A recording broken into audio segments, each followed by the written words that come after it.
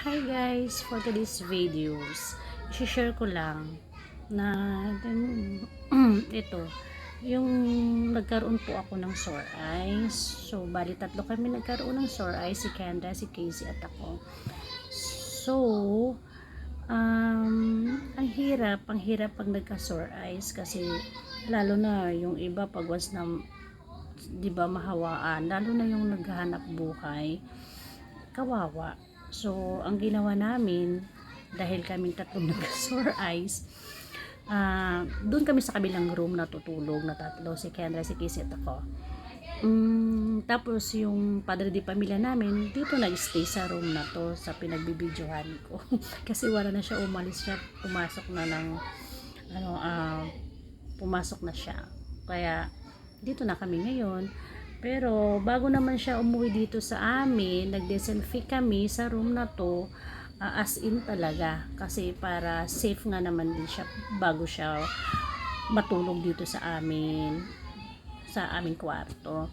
Ang ginawa ko, doon na kami sa kabilang room natutulog na tatlo kasi kami pare-pareho kami sores. Pero yung dalawa kasi, wala na yun, wala na. Pero syempre, para safe nga naman, doon ko na rin pinatulog para safe dito yung nandito sa room na to kasi kawawa naman dahil syempre siya yung naghahanap buhay kami dito lang naman kami sa bahay, pero one day naman yung pagtitiis na pag nagka-sore eyes ka, tingnan mo guys, medyo mapula-pula siya pero hindi na siya masakit, as in ano na talaga siya, siguro talagang pagaling na.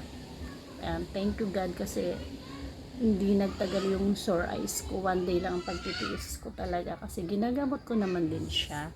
Kaya ayun, tas guys, yung mga nagkaroon or hindi pa nagkaroon ng sore eyes, pag once na may nakikita nyo, huwag naman kayo masyado mandiri kasi swerte nyo kasi hindi kayo dinapuan ng sore eyes, diba? Kaya wag naman kayo masyadong diring-diring, tsaka hindi naman nakakamatay yung sore eyes guys, ganun talaga kaya swerte na lang kayo hindi kayo dinapuan, 'di ba? Kaya magpasalamat na lang kayo.